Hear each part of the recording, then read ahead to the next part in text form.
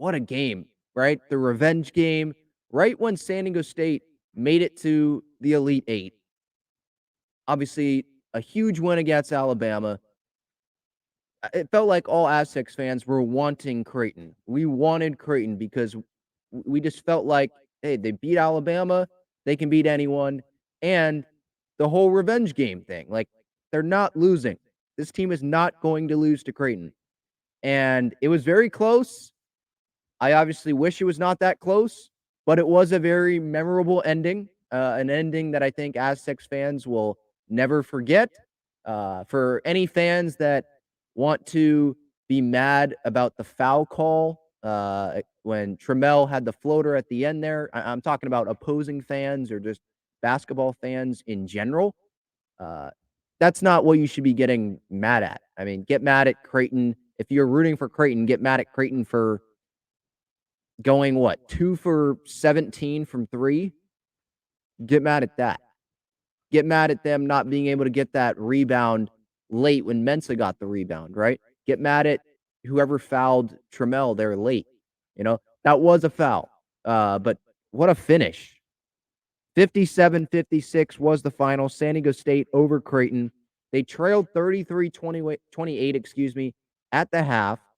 The starting five at the half had combined for 20 points. Creighton at the half, starters, 33 points. So there was a big difference there. 56-56, if we fast forward all the way to the end of the fourth. And we could go through the game, right, more in depth, but really what we're going to remember, the big takeaway from this game was at the end, right? 56-56, inbound pass. It ends up going to a rope. He finds Darion Trammell, who comes up, top of the key, goes in, little floater, and he gets pushed on the hip by one of the Creighton players. And my reaction, so Trammell obviously misses the floater, but I was like, oh, crap, okay, this is going to overtime. I didn't realize that there was a foul called. And then obviously when the replay showed, it was like, okay, yeah, that's a foul. No, duh, that was a foul. But for some people on social media, I think that wasn't a foul. Like, come on, it was a foul.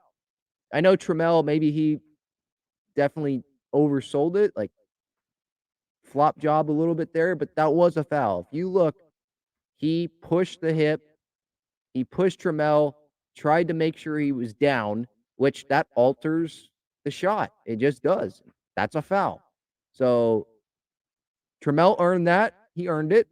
I thought that, drawing up a last play, it was going to go to someone like Lamont Butler, especially with what he did at the end of the season, end of the regular season, near the end, in that huge win on the road, right, against New Mexico with the game-winning shot.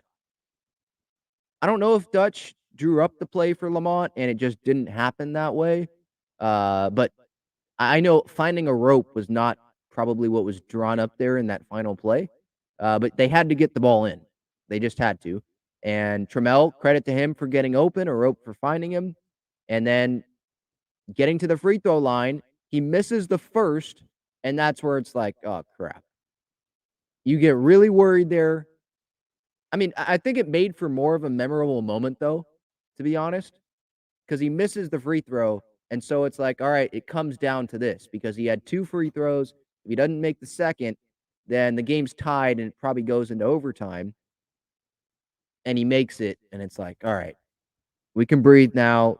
It's 57-56. Now, I know the end of the game, it took a while for that ending to happen, the long throw-in, making sure that it was the timing was all right, like the clock made sure it was off of Creighton, and it was. And so that took a while, but what an ending. Yeah, would you prefer the ending to be like a Lamont Butler game like that? Of course. But this game was right down to the wire, and it was definitely a memorable ending. The game against Creighton last year was down to the wire, and obviously that did not go State's way. But I'd much rather have this have gone State's way, going to the Final Four, than a first-round game last year, right? You obviously want to win both, but I'm taking this one. But a tremendous, tremendous victory, any victory at this point in time in March. I mean, this is like a dream. I was my mom during the Padres spring training game today was like, San Diego State's going to the Final Four. Just kept saying it. It's like it's one of those things where you don't think that it's going to happen. Like this can't happen. San Diego State to the Final Four. Like, is this a dream? That can't happen. Where with the Padres, right? There's a lot of talent on the Padres. With San Diego State, I'm not saying there's not a lot of talent and anything can happen in March, but no one was envisioning them going to the Final Four. Probably most San Diego State's fans, right? What was our expectation for San Diego State? Like, what did we want entering this tournament for San Diego State for this to be a success? I was hoping, right, win a tournament game, and then I would label this season as a success because it's making progress, right? Dutch had never won a tournament game as the head coach. Make progress. They were able to do that. Then they were able to beat Furman. Then they were able to beat the number 1 seed, the number 1 overall seed, the best team in the country, right? Knock them off. Limit Brandon Miller to not a Brandon Miller game, if that makes sense, right? Darren Trammell goes off in that game, right? After that one, it's like, okay, this season is the best season in Aztecs history, obviously. Then they're able to win today against Creighton, and they're going to the Final Four. They're going to Houston. I mean, Jim Nantz is going to be calling their games. You don't see that with the San Diego State Aztecs, right? So I'm really happy just for the program, for those that attend the university, for those that used to attend the university, right?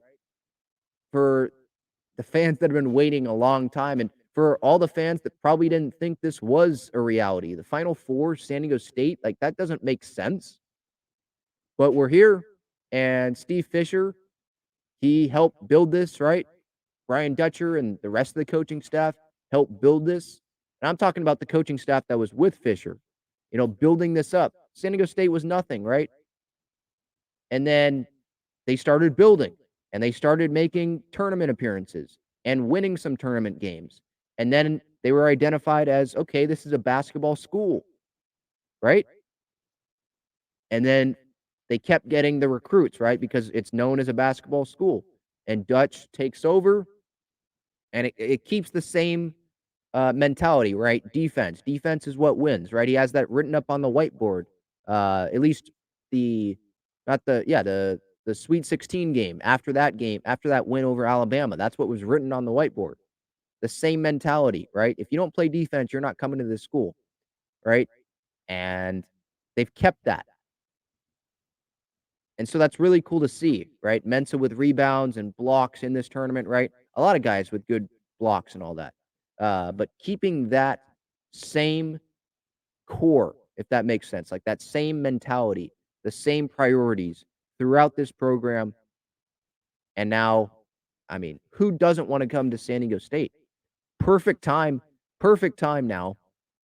I guess people, if you don't want to play defense, but perfect time with the whole Pac-12 stuff, right?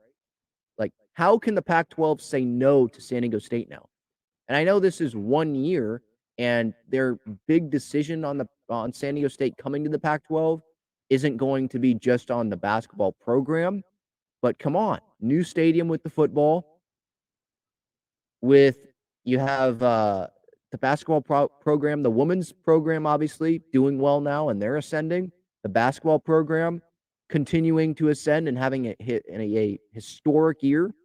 You don't want that program in your conference? How can you say, "Nah, we're good. We don't want San Diego State in our conference," when we have no Southern California presence, right? So, a lot of things are going right now for San Diego State, and so they play FAU on Saturday, a little bit after 3:00, I believe, is gonna be the tip time, and, I think I speak for San Diego when I say I cannot wait. What a week this is gonna be, huh?